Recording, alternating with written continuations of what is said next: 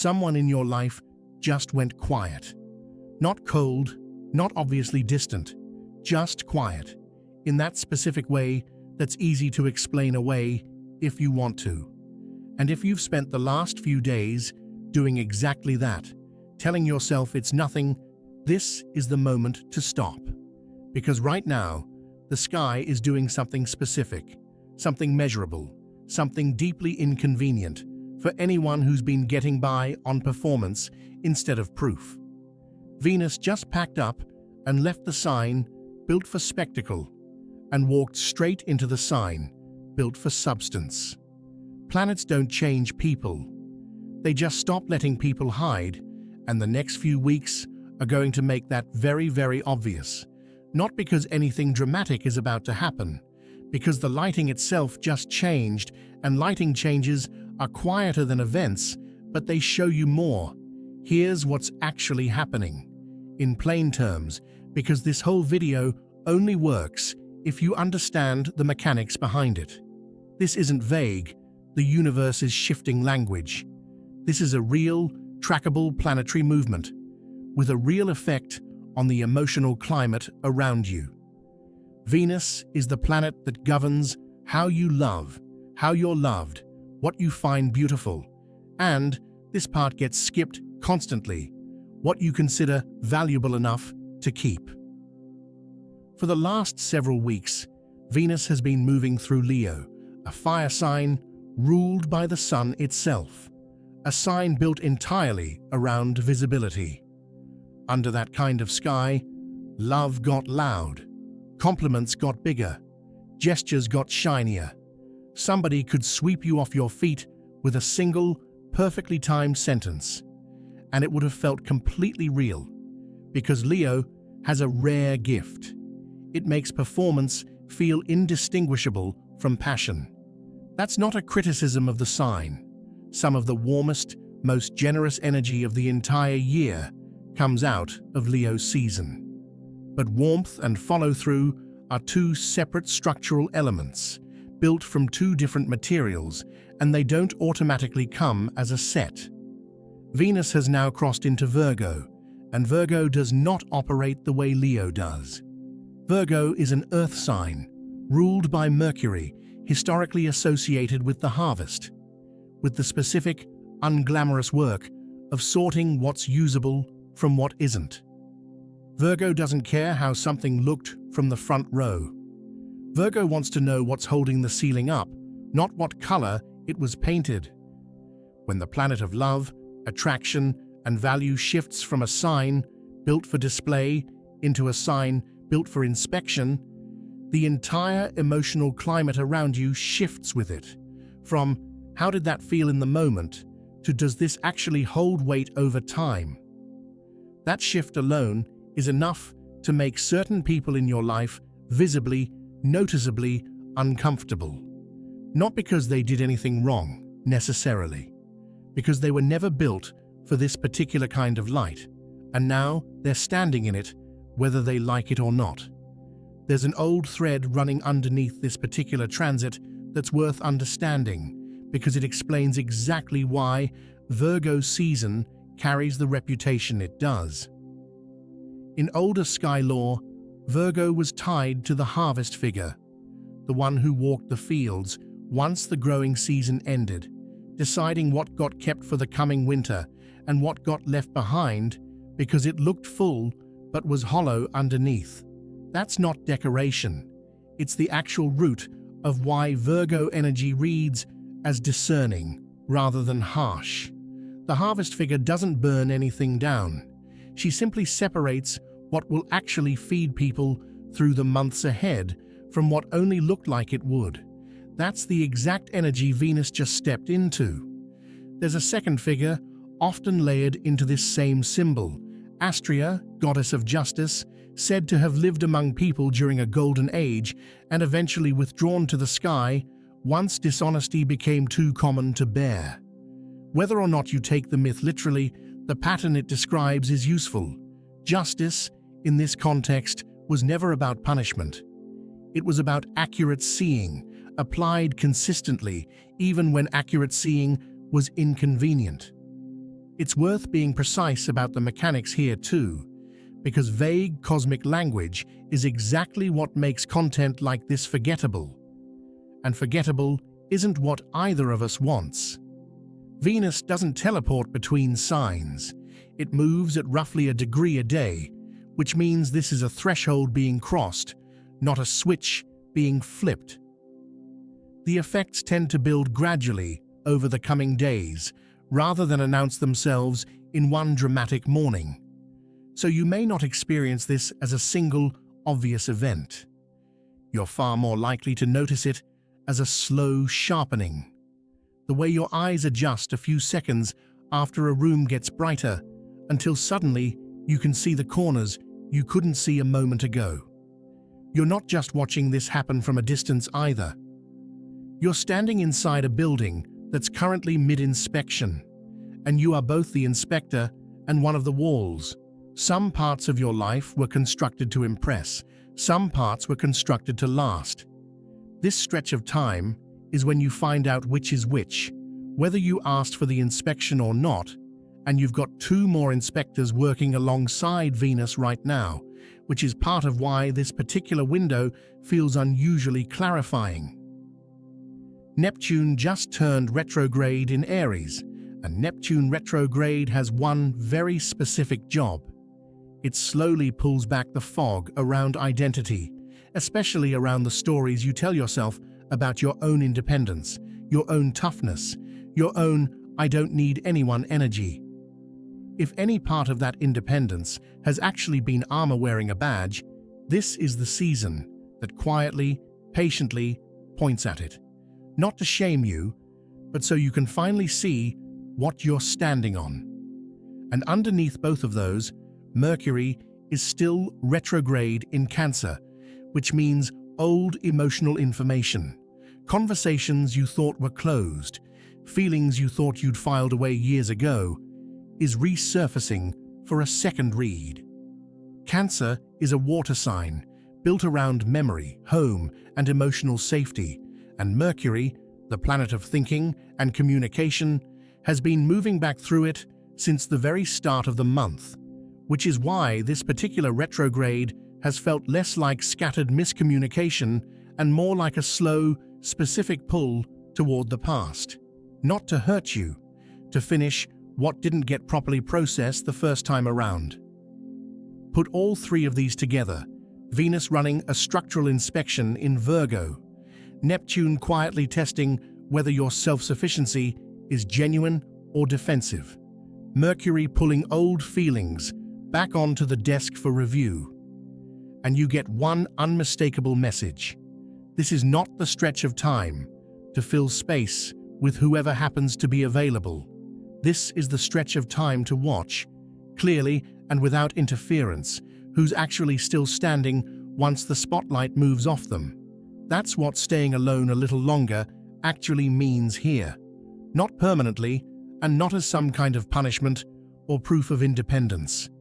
Think of it the way a construction site closes to visitors while the inspection happens. Not forever, just long enough to see the structure honestly. Your availability gets to close too, just for now, to anyone who hasn't yet shown you they can carry real weight rather than simply catch light.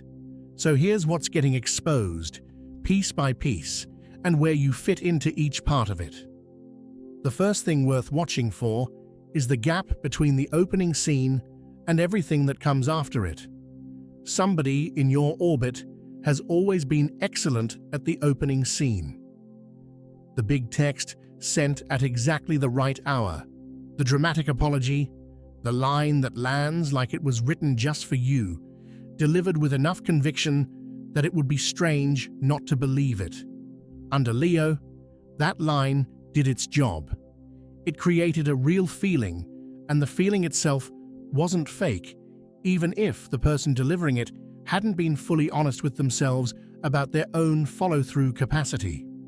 Under Virgo, that same line gets tested against a much smaller, far more revealing question. What did they actually do the next ordinary Tuesday? The one with nothing to perform for and nobody watching. Virgo has already flipped past the opening scene and is checking whether the story holds together once the lighting changes to something less flattering. If someone's warmth only shows up when there's an audience, even an audience of exactly one, even just you, that pattern is about to become very hard to keep overlooking. Watch specifically for the gap between what gets said and what gets scheduled. Words are free and instant. A plan that actually gets confirmed, shown up for, and followed through on costs something: time, effort, the willingness to prioritize you over whatever else is competing for the same hour. That cost is exactly what separates a real gesture from a beautifully worded placeholder. Second, watch for charm being used as a stand-in for effort. There's a particular kind of person who has rarely had to try because their presence alone has always been enough to keep people interested and forgiving. Under Leo's influence, that arrangement worked smoothly. Inconsistency got excused because the high points were high enough to balance the ledger. Virgo doesn't accept that trade. Virgo asks something blunter. Strip away the charisma entirely. What's actually being contributed here underneath it? Emotional labor, reliability, the willingness to sit through the boring, unglamorous conversation instead of changing the subject. The ability to remember what matters to you without needing to be reminded twice. None of that is exciting. None of it photographs well for anyone watching from the outside, but all of it is exactly what's being quietly audited right now. If someone's only real currency has always been charm, this is the stretch where that currency stops covering the bill on its own. None of this means charm is a flaw. Charm is simply not, on its own, a foundation. It's closer to the paint on the wall than the wall itself, pleasant to look at, doing nothing to hold the roof up. Third, and this one is worth hearing gently because it points inward rather than outward. Some of what's getting exposed this season isn't about anyone else at all. It's about the story you built to explain why less than enough was actually fine, actually normal, actually just how certain people show care. Maybe you decided inconsistency was simply someone's love language. Maybe intensity got mistaken for depth, because in the moment, they can genuinely feel like the same thing. Under Venus in Leo, intensity and depth are hard to tell apart from the outside. Under Venus in Virgo, they separate cleanly, almost uncomfortably so. You're being handed sharper tools for seeing that difference. Not to punish yourself for having missed it before, because nobody hands you clarity you didn't have access to yet, but to make sure you stop missing it from here forward. Noticing this now isn't a character flaw surfacing. It's a sign that your own perception is getting more accurate, not less generous, and those are two very different things. A useful, ungentle question to sit with this week. If the same behavior came from someone far less charming, far less attractive, far less exciting to be around, would you still be calling it love, or would you be calling it what it actually is? Virgo doesn't ask this question to make you feel foolish for not asking it sooner. It asks it because the answer changes what you'll accept starting now. Fourth, expect old feelings to resurface that aren't actually about anything happening right now. With Mercury still retrograde in Cancer, don't be surprised if a memory shows up uninvited, an old conversation replaying itself, an old hurt tapping you on the shoulder, an earlier version of you wanting one more chance to be properly heard. This isn't your mind malfunctioning, and it isn't a step backward. It's unfinished emotional material getting pulled up for a more honest second pass, the kind of pass that wasn't possible the first time around because you were too close to it. The tempting mistake here is attaching that old feeling to whatever's happening in front of you right now, letting an unrelated situation reopen a wound that actually belongs to someone or something else entirely. Try to resist that particular pull. Let the old feeling get reviewed on its own terms, separately. Most of the time, what it's actually asking for isn't resolution with the original person or situation. It's simply acknowledgement, this time from you, the one person who's been living with it the longest. If a name from your past crosses your mind this week, resist the urge to read it as a sign you're supposed to reach out. More often, it's simply proof that the feeling was never fully resolved in the first place, and unresolved feelings surface on their own schedule, not on the schedule of the person who caused them. Fifth, and this is the one that tends to catch people off guard the most, your own independence might currently be operating as a locked door rather than an open, stable foundation. Neptune retrograde in Aries is quietly running one of the more useful audits of the entire year. Is your self-sufficiency actually self-sufficiency, or is it a very well-decorated way of never letting anyone close enough to disappoint you again? There's a real, meaningful difference between someone who's genuinely at ease being alone and someone who's built an entire identity around never needing anybody, specifically so the risk of needing someone and being let down again never has to be felt. Both of those can look nearly identical from the outside. Both can even feel nearly identical on most ordinary days. But one of them is a foundation, something built to actually hold weight over years. The other is scaffolding dressed up to look like a foundation, genuinely useful, structural in appearance, but not designed to carry real weight for very long.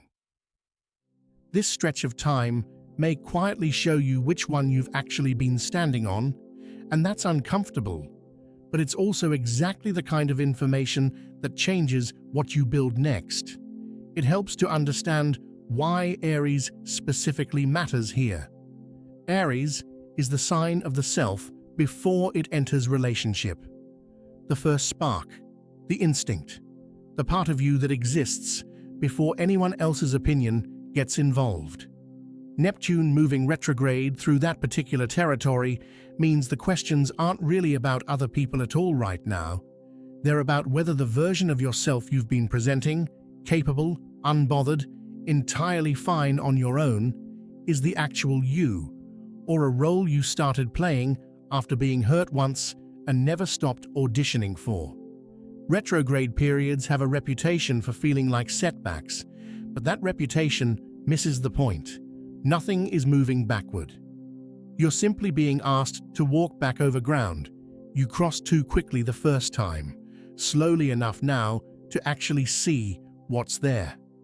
Sixth, while all the loud, high-contrast material is getting exposed, something quieter is happening at the same time, and it deserves its own attention, because Virgo energy gets treated like it's only about criticism, when it's just as much about appreciation, the specific kind that's easy to miss precisely because it never announces itself. Somebody checked in on you without being prompted to. Somebody remembered a small detail from 3 conversations back and brought it up completely unprompted, just because they'd actually been listening. Somebody stayed consistent on an ordinary day when there was nothing exciting happening and no audience to perform for. None of that trends. None of it makes a dramatic story to tell your friends later. But structurally, it's the strongest material currently available to you, and Virgo is unusually good at pointing straight at it if you let your attention land there instead of on whatever's louder. It's worth naming why this is easy to miss, too. Human attention is wired to notice contrast, the loud apology, the dramatic gesture, the sudden silence, because contrast used to signal danger or opportunity, back when noticing fast mattered more than noticing accurately. Steadiness doesn't trigger that same alarm. A person who shows up the same reliable way every single day doesn't generate the little jolt of attention that inconsistency does, so your brain quietly stops registering them as noteworthy, even while they're doing more for you, structurally, than almost anyone else in the room. This week is a good week to override that wiring on purpose. Go out of your way to notice the person who hasn't given you a reason to notice them, because that absence of drama is not the same as absence of value.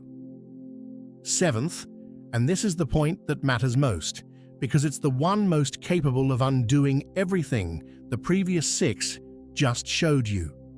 Notice the pull to fill the quiet with the wrong company, right now, today. When something goes quiet, a relationship, a friendship, your own social calendar, even just your evenings, the instinct is to fill that space immediately with whoever's closest, whoever texts back fastest, whoever makes the silence stop the soonest. Under this particular sky, that instinct is worth resisting. For a little while longer, not because being alone is some inherently superior state, and not because company is something to be afraid of. Simply because the astrological weather right now is specifically built for observation, and observation requires a certain amount of empty space in order to actually see anything clearly. Fill that space too quickly with the wrong person, out of discomfort rather than genuine choice, and you lose the exact clarity this particular window exists to give you. There's a specific version of this worth naming directly. The late-night message to someone you already know isn't good for you, sent purely because the room feels too quiet. That message will feel, in the moment, like relief. It is not relief, it's postponement, and it costs you exactly the clarity this window was built to hand you for free. There's an 8th thing worth watching, and it has nothing to do with anyone you're romantically involved with. This same audit runs through friendships right now.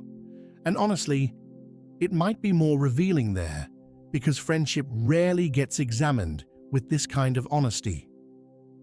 Think about the friend who's always first to comment publicly on something good happening in your life and completely absent the week something falls apart. Under Leo's influence, the public comment felt like enough. It was visible, it was warm, it counted as showing up. Under Virgo, visibility and actual presence separate out clearly. The friend worth keeping close isn't necessarily the one with the biggest reaction to your good news. It's the one who shows up to help you move, who sits with you in a waiting room, who does the unglamorous, undocumented parts of caring about someone. Watch your group chats and your one-on-one conversations over the coming days with the same clarity you're applying everywhere else. The same pattern showing up in romantic connections is quietly running through every relationship you have.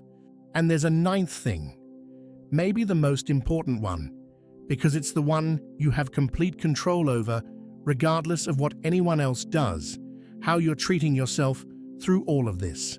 Venus governs self-worth just as much as it governs how others treat you, and Virgo's inspection doesn't stop at other people. It turns inward too. Ask yourself honestly whether your own self-care lately has been substance or performance. Buying something to feel better for an afternoon is not the same as building a routine that actually holds you up on the hard days. Telling yourself you're working on it is not the same as doing the unglamorous repetitive thing that actually moves you forward. This particular sky is not interested in how good your intentions look. It's interested in what you actually do on the ordinary Tuesday when nobody's watching and there's no one to perform your growth for, including yourself. That's not a harsh standard, it's simply an honest one, and honest standards tend to be the only kind that builds something that lasts. It's worth being clear about what all of this isn't too. This isn't a call to cut off friends, isolate from the people who support you, or treat everyone in your life as a suspect until proven otherwise. If you have people who've already shown you over time that they show up, call them, lean on them, let them in closer, especially while you're doing this kind of watching, because that's exactly the kind of support this window rewards. What's actually being asked here is narrower than it might sound. Pause on new entanglements, new fast-moving commitments, new people you don't have a track record with yet. Proven relationships get to stay exactly where they are or get closer. It's the unproven and the untested that this window is asking you to slow down around. There's one more layer worth naming, and it reaches further back than this week. Long before Venus ever moved into Virgo, you were handed an early blueprint for what love and reliability were supposed to look like, usually somewhere in childhood, usually without anyone explaining it to you directly, just modeled, over and over, until it became the default you measure everything against. If that blueprint was drawn by someone who mistook intensity for love, or absence for independence, you likely inherited the same blind spot through no fault of your own. Virgo season doesn't hand you a new blueprint. It hands you a flashlight and asks you to look at the one you already have, honestly, maybe for the first time, and decide for yourself whether it was actually ever sound to build on. So here's the actual stake in all of this, stated plainly. If you rush to fill the quiet right now, if the discomfort of a slower, less eventful stretch pushes you back toward whoever's easiest rather than whoever's actually proven themselves, you're very likely to re-recruit the same pattern that just got exposed in the first 2 points, simply wearing a new face.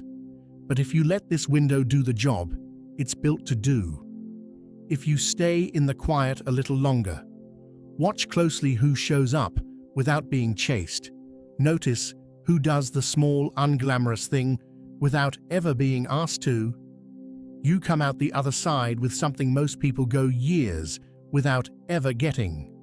An accurate, reliable read on who in your life is genuinely load-bearing and who was only ever decorative. And this applies at every level at once. Romantic, friendship, family, even how you're showing up for yourself, because Venus doesn't audit one category of your life while leaving the others untouched. The read you get this week on your closest relationship is likely to rhyme with the read you get on your friend group, and both of those are likely to rhyme with the read you get on your own habits. That's not a coincidence. It's the same discerning energy running through every structure you're currently standing inside. If you want something concrete to actually do with all of this, here it is. Keep a running note somewhere private, your phone, a journal, wherever you actually track things, and every time someone does the small, unglamorous, unasked for thing this week, write it down. One line is enough. What they did and how it actually made you feel, not how impressive it would sound to someone else. Do the same for every grand, charming gesture that isn't followed by anything ordinary. In a week, you won't need anyone to tell you who's structural and who's decorative. You'll have a list in your own handwriting, in your own words, and lists like that are far harder to argue yourself out of than a feeling ever was. That's not a small thing to walk away with.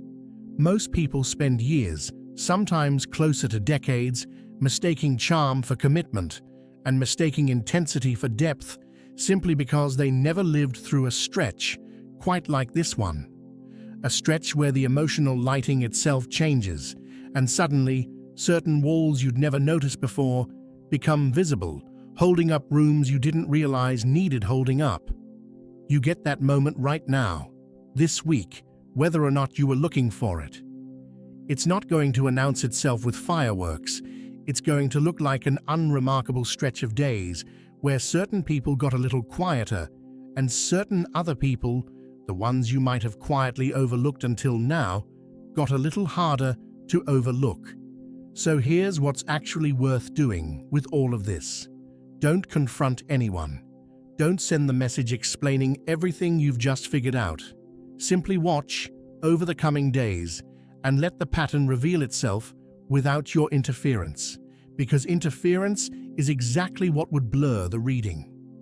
If someone's been performing, the performance will keep needing an audience. That's structurally how performance works. It can't sustain itself in a vacuum. And eventually, it'll ask you to be that audience at a moment when you're simply not available. How that person handles your absence in that specific moment will tell you almost everything you need to know. And if someone's been real this whole time, they won't need you to notice, and they certainly won't need you to say anything about it. They'll just keep doing the small, ordinary thing, whether you happen to be watching that day or not. There's no need to rush any of this either. This isn't about turning your relationships into a courtroom, and it isn't about deciding all at once that everyone in your life needs to prove themselves on command. It's slower than that, and it's meant to be. Give it that time. Clarity that arrives slowly tends to be sturdier than clarity that arrives all at once, precisely because it's had time to survive your own second guessing. As a rough time frame, Venus tends to hold a sign for around 4 weeks before moving again, which means this particular inspection isn't a one-day event you need to catch or miss.